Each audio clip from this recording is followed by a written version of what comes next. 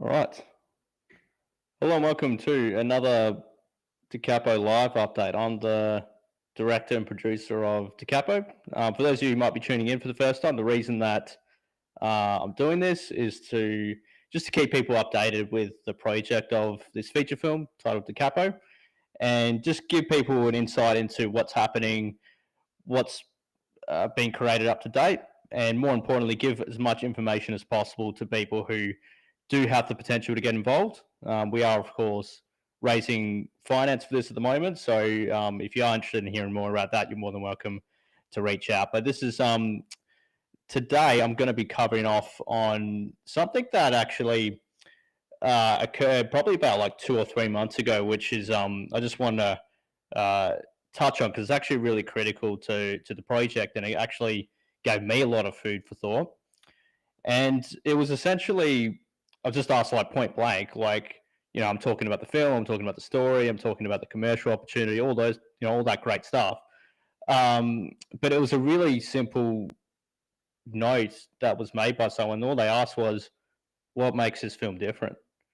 And it's such a simple question that, to be honest, at first it actually like had me on the back foot because, I'm thinking about all these other things and I'm like, well, that's actually a really important feature.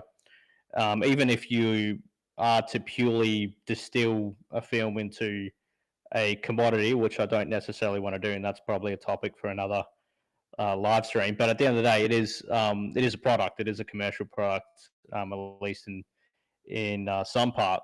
So if you just to distill it down to that point, you do have to define what makes it different. And any sort of person in business will recognize this. You want to demonstrate and show people what differentiates you. So when that question comes up, it had me on the back foot, but it gave me time to think about it, and I wanted to just to touch on it. And there's if I were to put it in a single phrase, it's different because this film it's both very current and deliberately traditional. So what do I mean by that? There's kind of a couple of things behind that.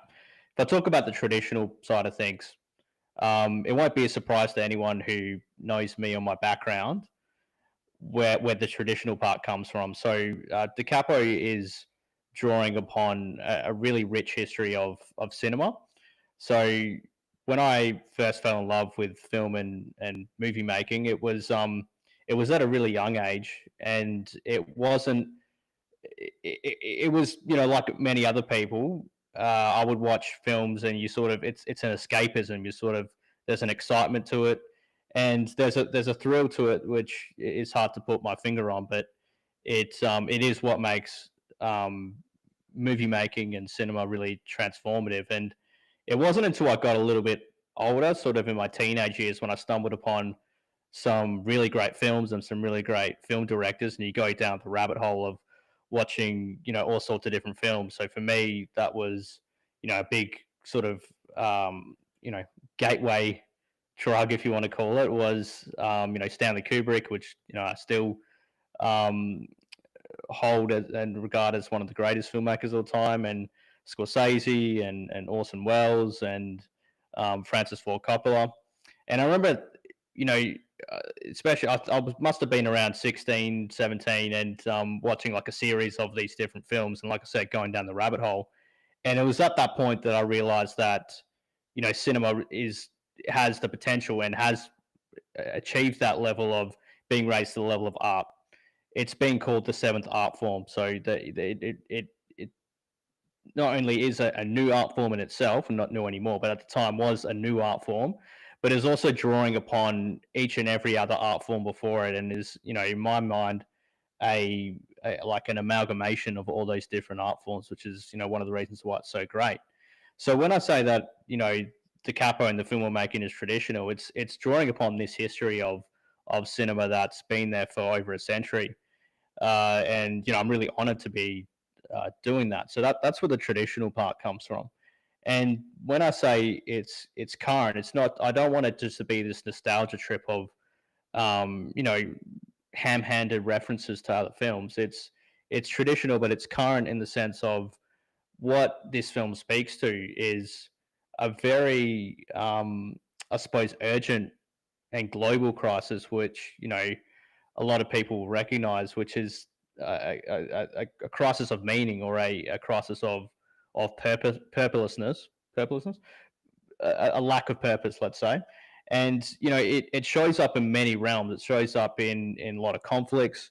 It shows up in suicide rates, especially among younger people, and younger men for that matter.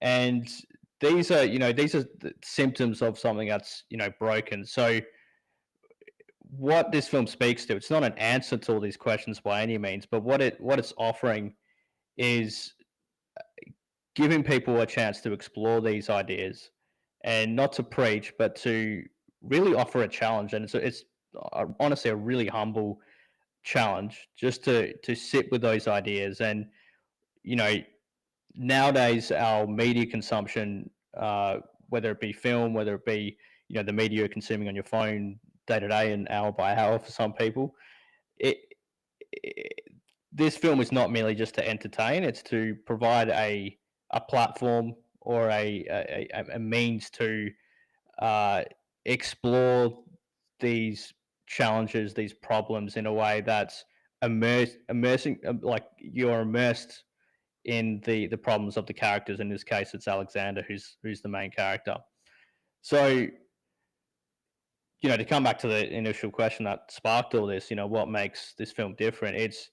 It's really what that is. It's the combination of the traditional, so the tradition of cinema and film that I spoke about, and then also the what I would dub the modern existential crisis.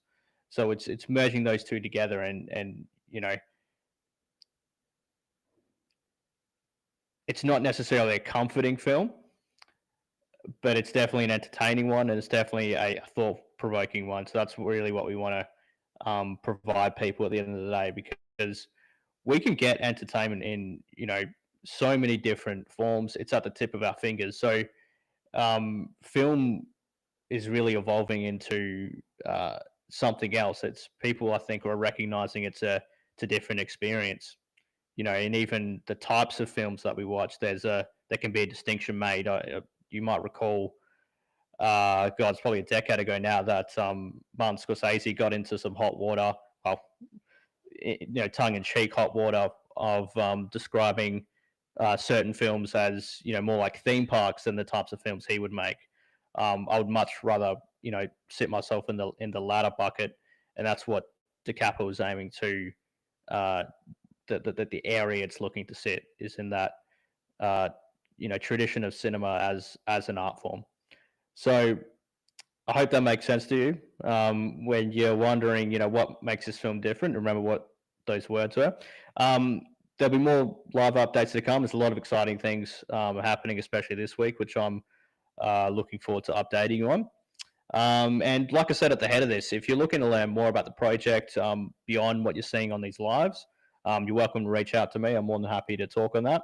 And if you're watching this and you know of someone who might get some benefit of just sort of getting a sense if this might be a good fit for them, you're more than welcome to pass on some of these videos to them. But until next time, thank you very much. I'm Jeremy Maloney, and I look forward to seeing you next time.